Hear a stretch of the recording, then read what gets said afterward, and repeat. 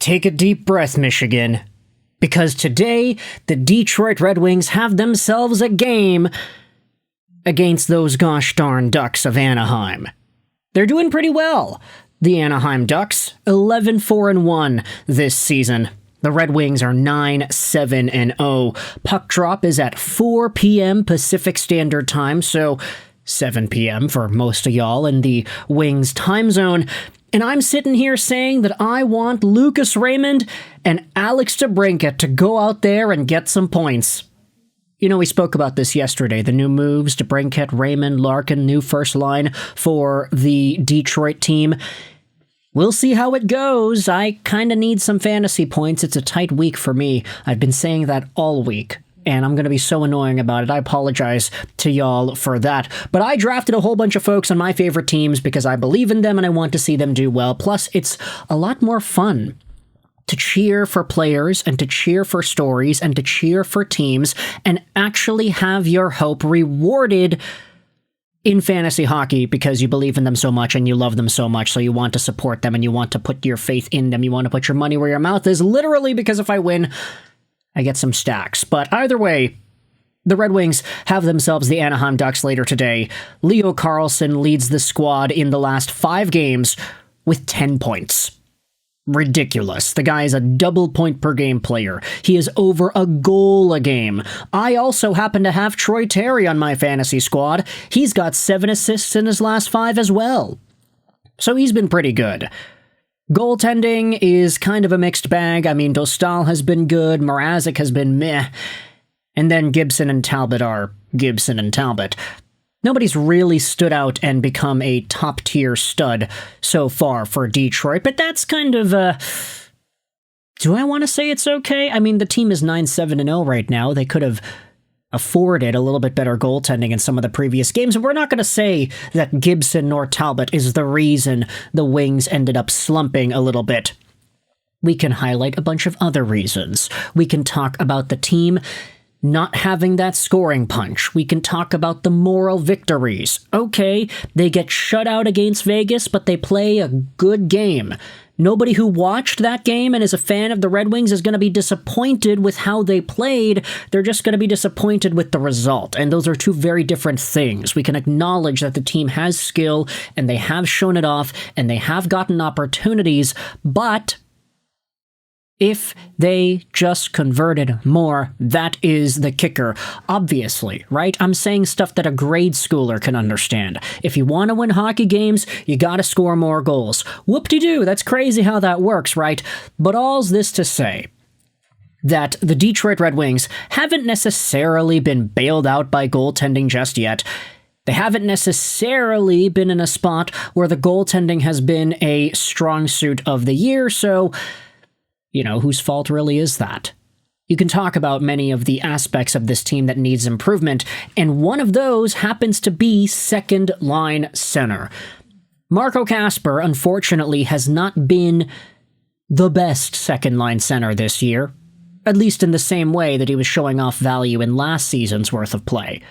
And so now, we're getting into a Red Wings trade update, which is why you clicked on this gosh darn video. Don't worry, folks, we're going to actually live up to what it is we put in the title and thumbnail, but we did have to talk about the Anaheim Ducks because, yeah, I don't know if you noticed, they are pretty scary this time of the year. Let's take a look at a post made by NHL Rumor Report on Twitter. This is what David Pagnotta of the Fourth Period went out there and said on yesterday's episode of the Daily Face-Off Rundown Show. He talks about the Detroit Red Wings. If this is where this team is going to be, a wild card bubble team, the more we're going to hear of guys like JT Compher and Andrew Copp in terms of the trade market. And that is a very particular update that doesn't necessarily align with a lot of the conversations we have had about other teams in similar positions. Normally, it's like, okay, if a team is a bubble wildcard team, they're going to want to trade away some prospects and they're going to want to add, right? Here's the thing. Compher and Copp are legitimate middle six pieces on the Detroit Red Wings. Now, are they the best middle six pieces that the Wings could have or that exist in the National Hockey League? Absolutely not.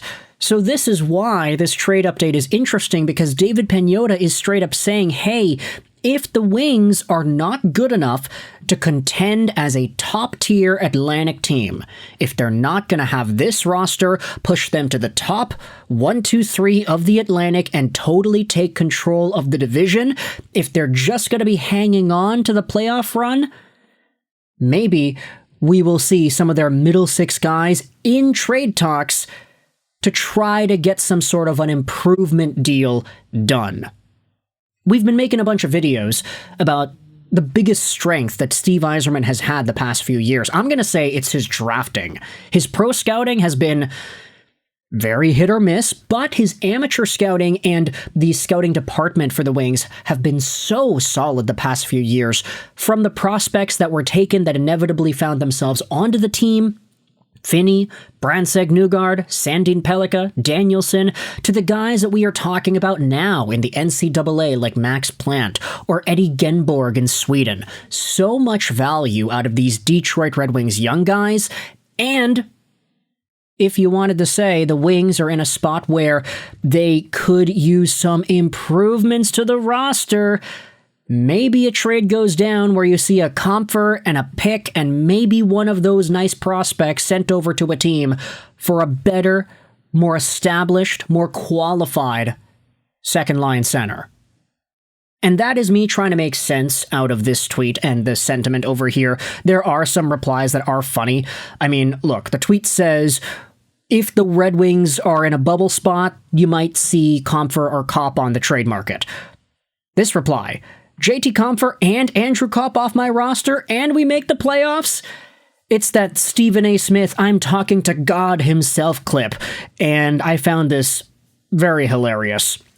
Let's go out there and see what Red Wings fans have to say on the Detroit Red Wings subreddit. This tweet was posted onto the forum over there. Pagnotta discusses the Red Wings' feelings about making Compher and Copp available. The Red Wings portion begins at 10:26 of yesterday's Daily Faceoff Rundown podcast. It's available on YouTube over there. Top reply from Quake Roast Boatsman says every team is 2 wins or losses away from being either a divisional seed or 7th in the division. And that is something that absolutely is true, and I do think it is relevant to the conversation here. You have to at least acknowledge that, hey, the Wings are in a pretty good spot standings-wise, right? I mean, they ended up getting passed by the Ottawa Senators, which is not ideal, but they are tied with Tampa Bay for what is, I believe, no, they're not tied for the wild card. They're 1 point out of the wild card, excuse me.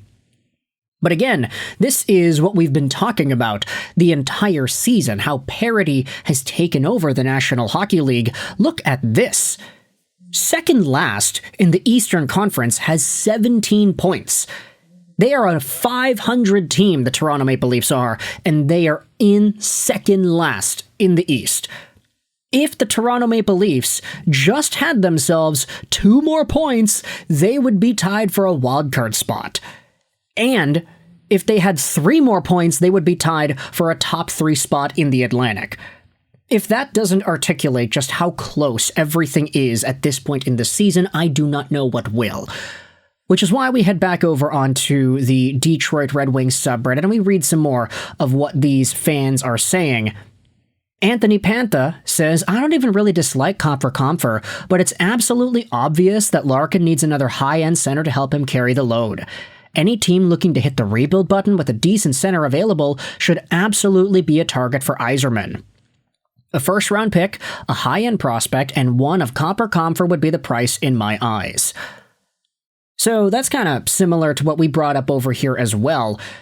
The Wings got prospects, and the Wings have some guys that are decent to serviceable NHL players, not needle movers by any means, but still guys that are okay. Copp and Compher are not going to tear worlds down, but they're not going to totally sink the boat they're in either.